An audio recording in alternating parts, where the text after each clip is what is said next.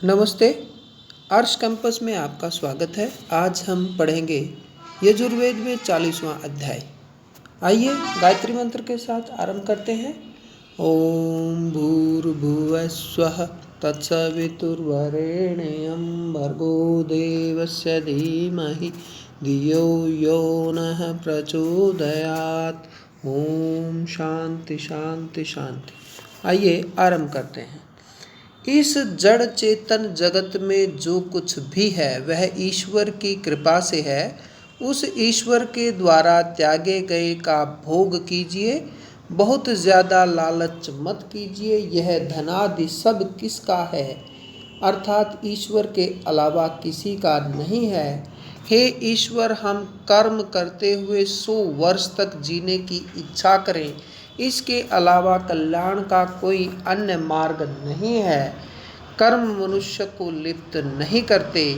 जो गहन अंधकार से घिरे रहते हैं वे लोग असुर कहलाते हैं। जो आत्मा का हनन करने वाले हैं वे लोग प्रेत रूप में वैसे ही लोकों को प्राप्त होते हैं। अजन्मा ईश्वर एक है, वह मन से भी ज्यादा गतिवान और फुर्तीला है। देवगण भी इसे प्राप्त नहीं कर पाते हैं। स्थिर रहकर भी वह दौड़ता हुआ गतिशीलों को पछाड़ देता है। वह जल में वायु को धारण करता है। वह गतिशील है और स्थिर भी है। वह दूर भी है और निकट भी है। वह जड़ और चेतन दोनों के भीतर भी है और बाहर भी है।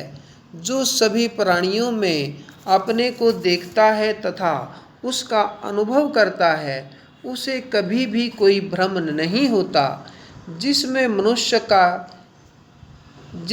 मनुष्य यह जान लेता है कि सभी भूतों में एक ही आत्म तत्व है, तब क्या मोह क्या शोक, उसे सर्वत्र एक जैसी स्थिति दिखाई देती है।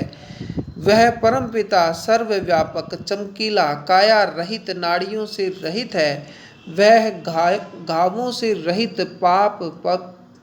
पवित्र पाप रहित विद्वान मनशील सर्वव्यापक व स्वयंभू है। उसने सृष्टि के आरंभ से ही सबके लिए यथा योग्य साधन सुविधाओं की व्यवस्था की है। जो व्यक्ति विनाश की उपासना करते हैं वे घोर अंधकार में प्रवेश करते हैं। जो संभूति के उपासक हैं वे भी वैसे ही अंधकार में प्रवेश करते हैं। अन्य देवों ने संभव से असंभव के बारे में विशेष रूप से कहा है। हमने उन धीर पुरुषों से जाना है कि संभव से असंभव का प्रभाव उससे अलग है। सृजन और विनाश इन दोनों को साथ साथ ही समझिए। विनाश से मृत्यु को तैर कर और सृजन से अमृत की प्राप्ति की जाती है। जो अज्ञानता की उपासना करते हैं वे गहरे अंधकार में प्रवेश करते हैं। जो ज्ञान की उपासना करते हैं वे भी फिर वैसे ही गहरे अंधकार में प्रवेश करते हैं। हमने धीर पुरुषों से विशेषकर रूप से जाना है कि विद्या का प्रभाव कुछ और होता है, अविद्या का प्रभाव कुछ और होता है। विद्या और अविद्या दोनों को ही साथ साथ समझिए। अविद्या से मृत्यु को पार किया जाता है, विद्या से अमृत तत्व को पाया जाता है। यह शरीर वायु अमृत आदि से बना है। शरीर नाशवान है। हे यजमान, आप ओम तथा अपनी क्षमता और किए गए कर्मों को स्मरण कीजिए। हे अग्नि, आप हमें श्रेष्ठ मार्ग पर ले जाइए। आप हमें ऐसे ही मार्ग से धन दिलाइए। हे विश्व, आप विद्वान हैं। हम बार बार आपको नमन करते हैं। हम बार बार आपसे अनुरोध करते हैं।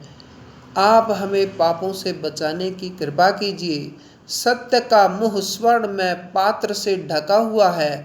वह जो आदित्य पुरुष है वह मैं हूँ। आकाश में ओम रूप में ब्रह्म ही व्याप्त है। तो इसी के साथ आज हमारा यजुर्वेद के सभी अध्याय पूर्ण हुए। उम्मीद है आपने इनका लाभ उठाया होगा। तो इसी के साथ धन्यवाद। जय हिंद।